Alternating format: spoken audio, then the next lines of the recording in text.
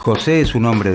Bueno, bienvenidos a la última partecita de la clase. Después de este recreíto vamos a ver este video del canal Encuentro sobre la teoría de David Ricardo. Recuerden que vimos que David Ricardo lo que planteaba era la teoría de la ventaja comparativa, que no era solamente un solo producto, sino comparar en función del sistema productivo dentro del mismo país. Vamos a ver un poquito, vamos a conocer cuál es su ideología y vamos a ir comentándola como hicimos con Adam Smith. De campo. Hace años heredó miles de hectáreas de tierra de parte de su padre, que a su vez las heredó de su padre, quien las heredó también de su padre, y así hasta llegar al primer José de la familia, que no las heredó de nadie, sino que las obtuvo por favores de amigos influyentes. Manuel vive en la ciudad. Hace unos meses ha decidido pedir un crédito para iniciar un emprendimiento. Incentivado por un amigo ingeniero agrónomo, Manuel busca dedicarse a la producción de soja para exportar. Luego de asesorarse adecuadamente sobre el cultivo de esta oleaginosa, inicia la búsqueda de campos para llevar adelante su emprendimiento. Las tierras que Manuel quiere utilizar son las más fértiles y cercanas a los puertos, desde donde se exporta la soja al mundo. Por sus bondades, estos campos son los más codiciados para la ganadería y, por sobre todo, para la agricultura. Luego de una extensa búsqueda, Manuel encuentra unas tierras que le parecen las indicadas y se sienta a negociar con su propietario, José. ¿Serán beneficiosas para Manuel las condiciones que exige José para arrendarle su campo? ¿Algún exponente de la historia del pensamiento económico podrá ayudarlo con su negociación?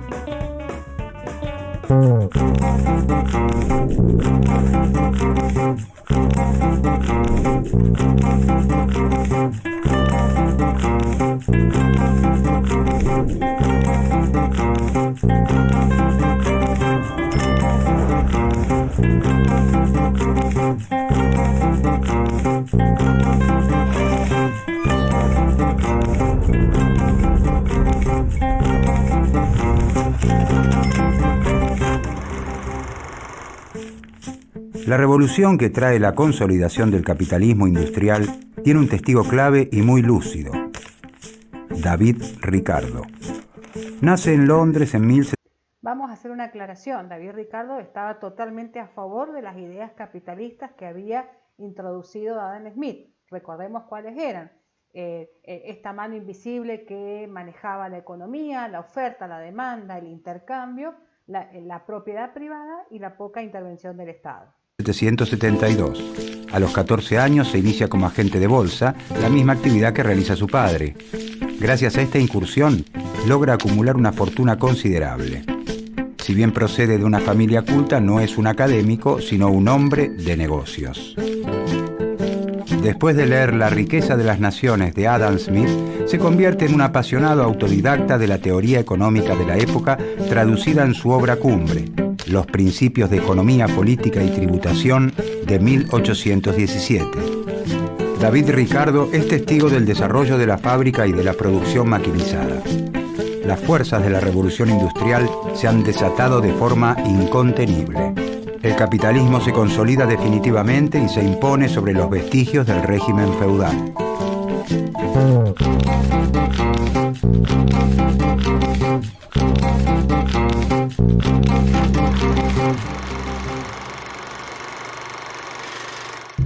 Con anterioridad a la revolución industrial, Inglaterra es una nación fundamentalmente agrícola. Allí todo se hace a mano. La tierra se cultiva a mano y a mano se fabrican las herramientas para cultivarla. La manufactura domina el campo y las ciudades. Hacia fines del siglo XVIII estalla la revolución industrial con epicentro en Inglaterra y desde allí se difunde hacia el resto de Europa occidental. El cambio en la técnica productiva que la caracteriza genera un gran impacto en la sociedad hasta entonces conocida, no solo en el nivel de producción alcanzado, sino también en las relaciones que establecen los hombres y las mujeres al desarrollar su actividad. Los cambios más importantes que se producen se vinculan con una innovación en la fuerza motriz utilizada. En 1769 se inventa la máquina a vapor y el mundo ya no volverá a ser el mismo. La máquina a vapor permite alcanzar niveles de energía y producción muy superiores a los conocidos. Esta se construye con hierro. y para fundir el hierro se utiliza carbón. De este modo, la nueva industria pasa a basarse en gran medida en el uso combinado del carbón, el hierro y el vapor. La manufactura, que se basa fundamentalmente en la reunión de trabajadores bajo un mismo techo y en la división de sus tareas, es desplazada por la gran industria. Las viejas herramientas manuales comienzan a ser suplantadas por la maquinaria. El sistema capitalista llega así a su madurez. Se expande el comercio de ultramar y se abren mercados en otros continentes. Inglaterra obtiene grandes ganancias y la acumulación de capitales en manos de sus mercaderes constituye una fuente de recursos que alimentará el gran salto de la industria. Esta es una época importantísima del crecimiento de Inglaterra en el comercio internacional. También por la gran flota marítima que tiene, en donde se habla del dueño de los mares, ¿no es cierto? Porque llegaba a todas las costas con sus productos, con su intercambio comercial. La revolución industrial va a permitir el aumento de este intercambio comercial. Y como decían ahí, un poco esas herramientas del artesano de la que hablábamos en el video de Adam Smith, que era comprada por el capitalista, que era el que obtenía las herramientas y se las daba, y eso empieza a cambiarse. ¿Por qué? Por la utilización de la tecnología, ¿sí? Entonces, el avance tecnológico, esa gran revolución industrial, va a cambiar totalmente el paradigma del comercio internacional, es decir, va a cambiar el tipo de intercambio comercial que se va a dar. Este impulso productivo necesita de manos laboriosas que transformen las materias primas en productos finales. Es el valor agregado de los productos, ¿sí? Un poquito para resumir. Si ya no son aquellos productos manuales que se hacían en forma artesanal, sino que se empieza a trabajar productos seriados, es decir, en serie, y evidentemente con una mayor rapidez a partir del uso de la tecnología.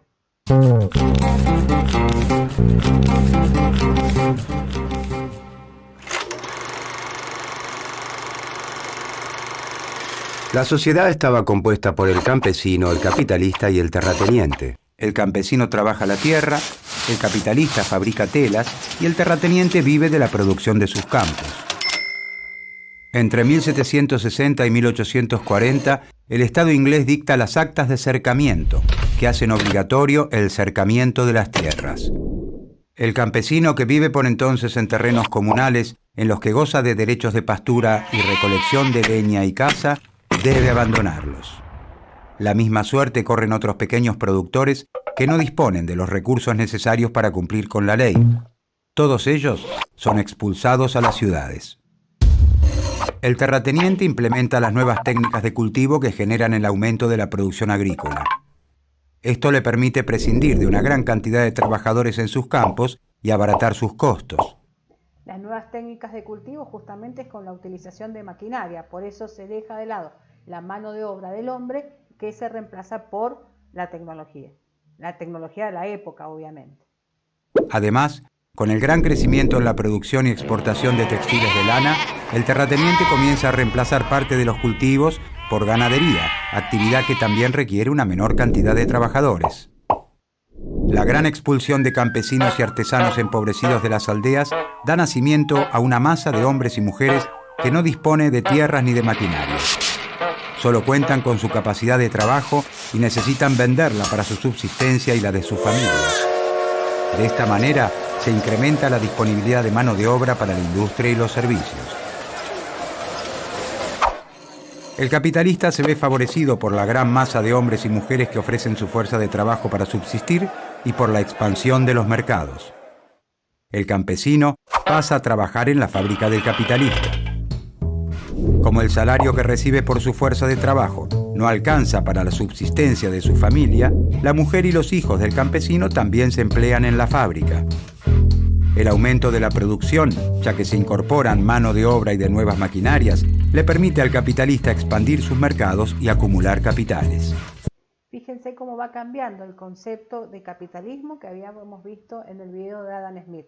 Hay un cambio inclusive en la parte social.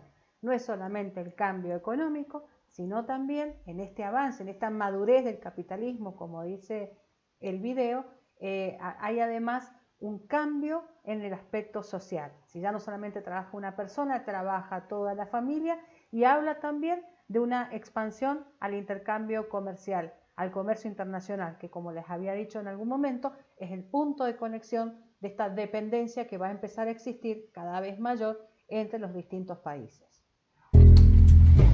La gran industria modifica también las relaciones sociales de producción. Las máquinas marcan los ritmos de trabajo y esto genera una tarea más parcializada y repetitiva. El campesino y su prole, que ahora trabaja como operaria de una fábrica, pierden de vista el producto final de su trabajo. Se convierten en un engranaje más del sistema.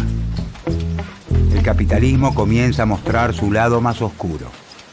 Los hombres, mujeres y niños empleados en las fábricas viven en condiciones de miseria extrema, carecen de una legislación laboral que los proteja, trabajan por extensas jornadas y sin las condiciones de higiene mínimas.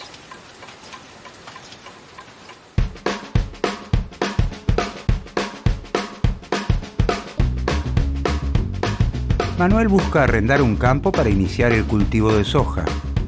Por eso se sienta a negociar con José. José tiene varias opciones para arrendar sus tierras a productores agropecuarios, por lo que decide sentarse a escuchar la mejor oferta. Si bien la renta que Manuel le ofrece es alta y satisface las expectativas de José, otro productor supera esta oferta y termina arrendando los campos también para producir soja. Esto desmoraliza a Manuel, quien empieza a dudar del éxito de su emprendimiento.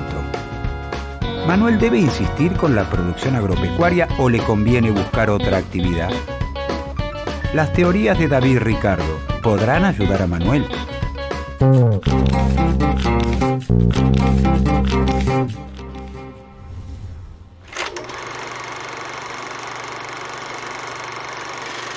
David Ricardo retoma una crucial pregunta planteada por Adam Smith.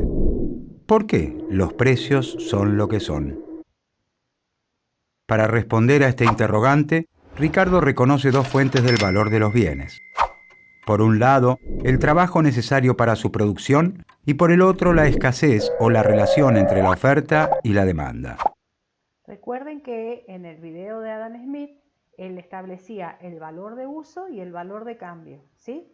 En donde no tenía mucho en cuenta la cantidad de horas de trabajo que se tenía sobre el producto. Sí, la parte de la oferta y la demanda, donde establecía el valor real del producto y el valor del mercado. Veamos qué nos dice David Ricardo. Mientras Smith desestima la ley del valor trabajo, Ricardo dice que el valor del grueso de las mercancías depende de la cantidad de trabajo que se necesita para producirlas. Así entonces, el precio de un bien está determinado por el trabajo que costó producirlo, pero también por lo difícil que sea conseguirlo. La mayor parte de las mercancías que conocemos se pueden reproducir a gusto. El fabricante de ropa, por ejemplo, puede llevar al mercado tantas prendas como desee. Basta con que adquiera las materias primas y contrate a los trabajadores necesarios. El valor de estas mercancías y el de todas las otras que se puedan reproducir sin problemas depende de la cantidad de trabajo que se necesita para producirlas. Cuanto más trabajo requieren, mayor es su precio.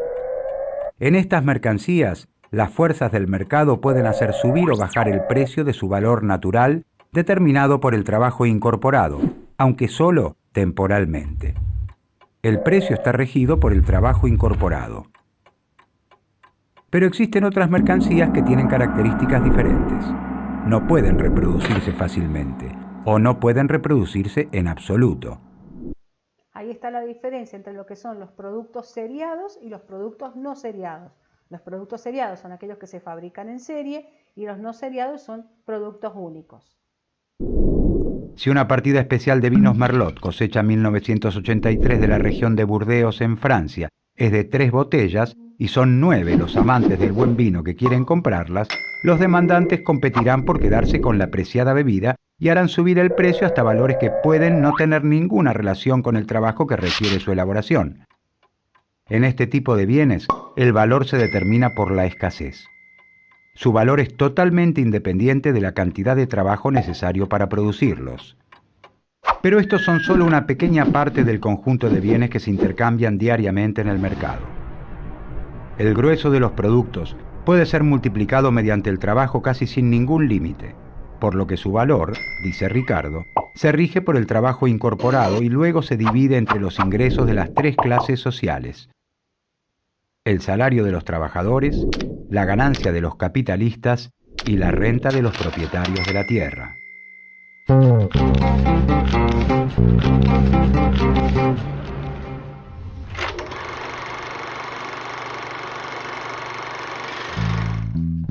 Los debates sobre la distribución del ingreso son frecuentes y fundamentales en nuestra sociedad. Más allá de cuánto crece la riqueza generada por las sociedades, resulta clave observar quiénes son los que se apropian de esta mientras crece. ¿Qué porción reciben los trabajadores? ¿Cuánto los capitalistas? ¿Crecen más los salarios o las ganancias? La teoría de la distribución del ingreso es el aporte más original de la obra de Ricardo. Para llegar a ella, utiliza la clasificación de clases introducida por Smith: renta del terrateniente, beneficio del capitalista y salario del trabajador. A Ricardo le interesa fundamentalmente conocer la evolución de estos ingresos en el tiempo a medida que aumenta la población y, en consecuencia, el consumo.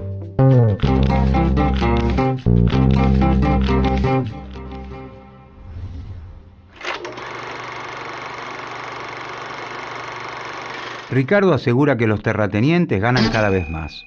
¿Por qué? La renta es el ingreso que recibe el terrateniente Pedro por permitir el uso de la tierra que le pertenece. Como la tierra no es un bien ilimitado en cantidad ni uniforme en calidad, se paga renta por su uso. Como es lógico, la tierra que primero se cultiva es la que tiene mayor fertilidad y se encuentra bien ubicada geográficamente. A medida que crece la población, es mayor la demanda de alimentos. Entonces se hace necesario explotar nuevas tierras que tienen cada vez una menor calidad y gozan de una peor ubicación. Supongamos que, en la primera tierra que entra en producción, la más fértil, producir 1 tonelada de trigo requiere 15 horas de trabajo. Esta tonelada de trigo tendrá un valor equivalente a 15 horas de trabajo. Cuando se recurre a tierras de menor calidad o peor ubicadas que demandan mayor trabajo, deben emplearse 20 horas para producir 1 tonelada de trigo. Entonces el valor del trigo aumenta. Se cambiará ahora por mercancías que implican 20 horas de trabajo. El precio del trigo se determina por la cantidad de trabajo requerido en las tierras menos fértiles, ya que de otro modo estas parcelas no se explotarían.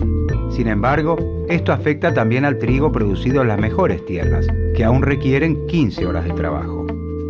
El dueño de las mejores tierras en las que se puede producir en 15 horas recibirá un extra de 5 horas de trabajo, dado que el precio será el correspondiente a 20 horas. Esta es la renta diferencial de la tierra.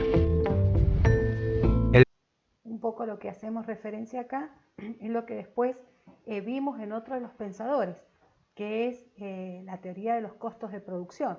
En función, vieron que no solamente vimos a Adam Smith y David Ricardo, sino que analizamos otros, y uno de ellos hablaba justamente de la teoría de los costos de producción, en donde según la cantidad del recurso, la utilización del recurso, se podía hacer más económico o mejorar los costos y en ese caso mejorar los precios. El beneficio extraordinario siempre queda en manos del terrateniente y no del capitalista, que realiza las inversiones en galpones, abonos, cercas y muros necesarios para poner la tierra en producción. Los capitalistas compiten entre sí y el que se beneficia de esta competencia es el terrateniente.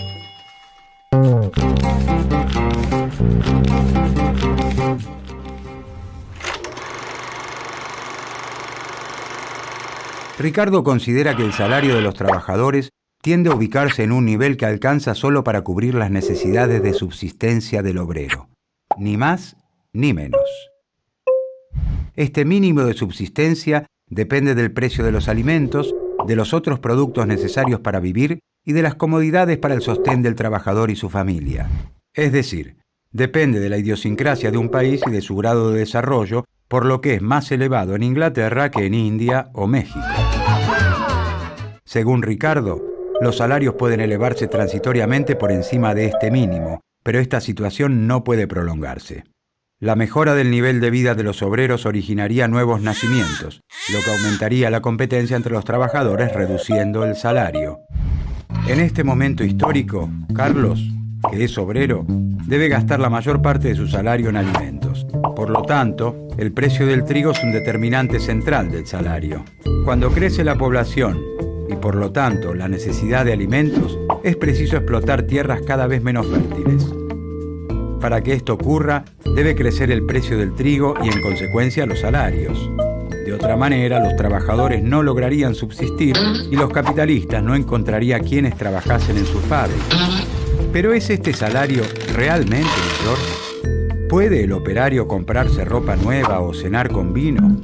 Con ese salario mayor, los trabajadores podrán comprar la misma cantidad de alimentos que antes. Su situación no mejora ya que su salario real no se modifica. Fíjense que a diferencia de Adam Smith, David Ricardo trabaja muchísimo el concepto de trabajo y salario, ¿sí? Que no lo habíamos visto en el video anterior.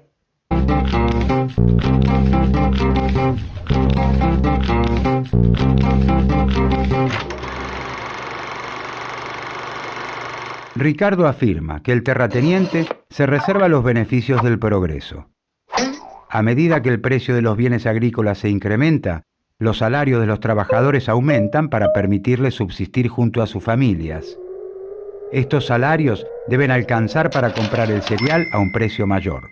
Como los salarios aumentan, los beneficios del capitalista caen. ¿Por qué aumenta el precio de los cereales y la renta, lo que provoca un crecimiento de los salarios y una caída de las ganancias? Ricardo adjudica este fenómeno a las barreras proteccionistas a la importación de cereales, que permiten mantener alta la renta de la tierra y afectan a los poderosos industriales ingleses. Siempre. Las barreras proteccionistas son las que hablábamos más antes en alguno de los videos anteriores, cuando hablamos de las barreras al comercio internacional. Es decir, son trabas que impiden la libre circulación de la mercadería. De alguna manera, cuando un país aplica esas barreras, lo que está haciendo es tratar de desmotivar la importación, ¿sí? ¿Por qué? Porque sale más caro, obviamente. De que esté prohibido importar trigo de otros países, la necesidad de cultivar tierras de peor calidad llevará al aumento del precio del trigo. Esto beneficia a los propietarios de las tierras y perjudica al resto de la sociedad. Ricardo se opone al poder de los terratenientes y afirma que sus intereses están en oposición al interés general de la sociedad. Como remedio contra el aumento de la renta, propone el libre cambio, que en lugar de cultivar las tierras viejas, estrechas y gastadas de Inglaterra, se importen cereales provenientes de las tierras jóvenes e intactas del Nuevo Mundo, que producen a menor costo, como Argentina. El libre cambio es un modelo económico completamente diferente al modelo proteccionista. El libre cambio lo que va a permitir es la apertura del comercio internacional, la caída de las barreras arancelarias y no arancelarias que permitan comprar y vender en cualquier parte del mundo, ¿sí?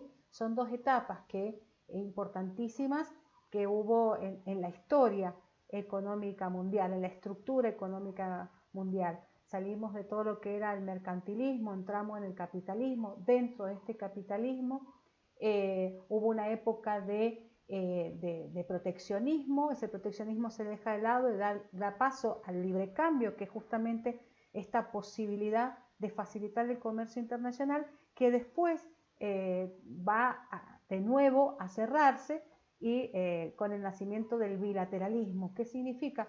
Bueno, son los acuerdos comerciales entre los países sin que fuera extensivo al resto. En esta etapa lo que plantea Ricardo es la necesidad de este modelo económico de libre cambio, eliminación de barreras al comercio internacional. Luego de una larga batalla por el libre cambio, la burguesía vence. Logra la abolición de las leyes sobre el trigo. La reforma realizada por el Parlamento inglés en 1831, que anula el impuesto aduanero sobre la importación de granos, significa la victoria de los capitalistas industriales sobre la aristocracia terrateniente inglesa.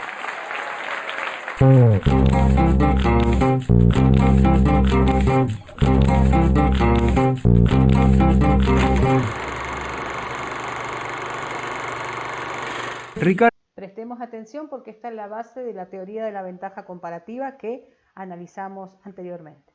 Ricardo hace un aporte relevante al analizar las causas por las que existe el comercio internacional.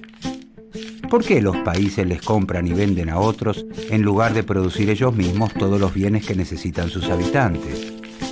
Esto se debe a que las naciones cuentan con distintas ventajas para la elaboración de bienes diversos. Si existe libre cambio, es decir, si no hay impuestos y barreras a la importación y exportación, cada país, dice Ricardo, se dedica a aquellas actividades que son más beneficiosas para él. La Argentina de entonces, por ejemplo, se dedica a la producción de bienes primarios para exportación e importa productos industrializados. Inglaterra vendría a ser el taller, Argentina la granja. La inserción internacional de nuestro país lo lleva a explotar sus ventajas comparativas naturales para responder a las necesidades de la metrópoli. Dada la extensión del territorio, su escasa población y el clima adecuado en la región próxima a los puertos, se desarrolla fácilmente la cría de ganado y se extiende el cultivo de cereales. Así, hacia la segunda mitad del siglo XIX, Argentina se incorpora al comercio mundial como un importante exportador de alimentos y materias primas agropecuarias en un modelo de desarrollo conocido como modelo agroexportador. Las obras de infraestructura necesarias para poder sostener este modelo, como los puertos y los ferrocarriles, se realizan con préstamos e inversiones extranjeras, mientras que se importan los insumos industriales y distintos bienes de consumo popular que no se producen en el país. Inglaterra, potencia hegemónica de entonces, se constituye en el principal mercado para nuestras exportaciones y en la principal fuente de financiamiento externo y de inversiones. Ellos logran impulsar su proceso de industrialización gracias a nuestro aporte de materias primas y alimentos baratos. La teoría de Ricardo justifica esta división internacional del trabajo y asegura que garantiza el mayor bienestar para todos. ¿A qué se refiere Ricardo con las ventajas comparativas? Aunque un país sea el más eficiente del mundo en la producción de distintos bienes, ¿le conviene especializarse en la producción de aquellos que elabora relativamente mejor e importar el resto de los productos? De modo que el comercio sea posible, comenta Ricardo, la ventaja de dos países debe encontrarse en bienes distintos. Si para ambos países fuera más fácil producir cereales que tejidos, el intercambio no existiría. No les convendría especializarse en ninguno de los dos bienes. Ricardo dice que la especialización de Argentina en trigo y la de Inglaterra en tejidos beneficia a ambos. Tanto Inglaterra como Argentina ganan con el comercio si se dedican a aquellos bienes en los que son más eficientes. ¿Por qué? Si Inglaterra produce tejidos y los exporta e importa trigo de Argentina, obtiene más tejidos y más trigo de los que obtendría si produjera ambos bienes. Según David de Ricardo, en condiciones de libre cambio, se establece una división internacional del trabajo bajo la cual cada país se especializa en producir aquellos bienes en los que posee ventajas comparativas. A Argentina le conviene entonces dedicarse a la producción de bienes agropecuarios, que es la actividad que realiza en forma relativamente más eficiente, e importar del resto de los países los demás bienes. Ahí un poco tenemos la definición de lo que son los países desarrollados y los en vías de desarrollo y los subdesarrollados. Generalmente, si eso lo traemos al día de hoy, ¿no es cierto? Los países subdesarrollados son los que solamente su producción está basada en la tierra, en todo lo que es la producción agropecuaria. Los en vías de desarrollo son los que han incorporado algo de tecnología, y los desarrollados son aquellos países que producen productos manufacturados. Es decir, un poco si lo llevamos a la época de David Ricardo, como decía el video, Argentina vendía, gran exportadora de productos agropecuarios a cambio de la compra de productos manufacturados. ¿Por qué? Porque comparativamente era mejor en la producción de estos productos que daba la tierra, sumado a que el recurso de la tierra era importante en la Argentina.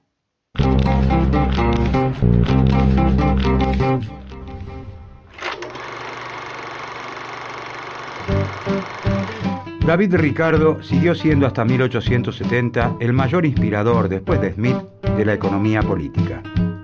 La ley del valor trabajo fue inmediatamente sometida a discusión. De la teoría de Ricardo se derivó una oposición objetiva de intereses entre los trabajadores y los capitalistas que explicaba la lucha de clases. La teoría del valor parecía implicar que el trabajo era la única fuente del valor, por lo que demostraría la explotación del trabajo. También introdujo un conflicto distributivo objetivo. En la sociedad capitalista, todo aumento en los salarios produce una caída en la ganancia a menos que se incremente la productividad.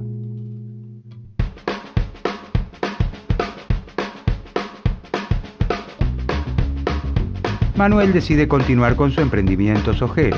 Amplía la búsqueda de terrenos y, ayudado por la expansión de este cultivo, encuentra unas tierras aptas en el norte del país. Como estas tierras no son tan fértiles como las de José y están alejadas de los puertos marítimos, la renta es menor, por lo que Manuel finalmente puede llegar a un acuerdo con el dueño de estas e iniciar el cultivo. Por otro lado, Manuel tiene que invertir más dinero en las diferentes etapas de la producción, ya que las condiciones y ubicación de las tierras lo obligan a realizar un trabajo más arduo.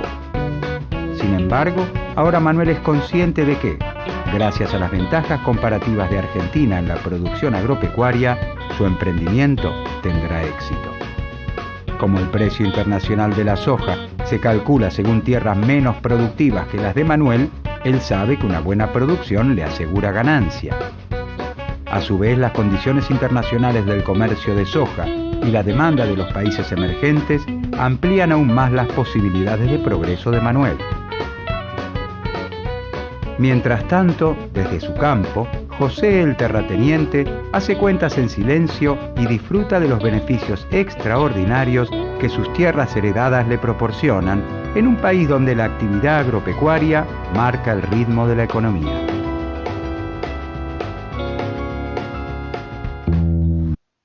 Bueno, con este video de David Ricardo nosotros terminamos la clase correspondiente a toda esta semana. Por eso les dije, vayan viéndolo, no necesariamente todos juntos, vayan viendo, vayan analizando, vayan tomando nota de lo que ustedes consideren lo más importante. Lo que les pido es que estén atentos siempre al foro y estén atentos a las novedades, porque ahí les voy a subir la actividad que vamos a hacer la semana que viene, que vamos a hacer una videoconferencia para hacer un poco un recuento de todo lo que hemos visto, y la idea es ver las dudas que ustedes puedan llegar a tener. Estén atentos a las novedades, que ahí les voy a dar todas las indicaciones. Nos vemos la próxima clase.